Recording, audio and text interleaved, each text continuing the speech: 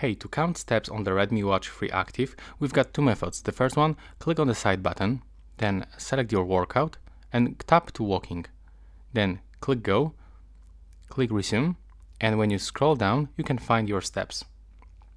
Then you can just basically end your workout. And the second option to do this, you have to open the Mi Fitness application. From here, go to the device, accept the permissions. There we go. Right now I'm connected back with my watch.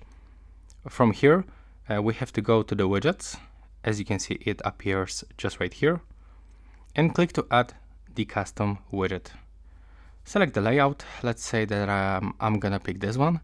And at the first, I want to add my steps. And we've got actually two widgets. I'm gonna get the yellow one. And here I can also add, for example, the calories and the moving time.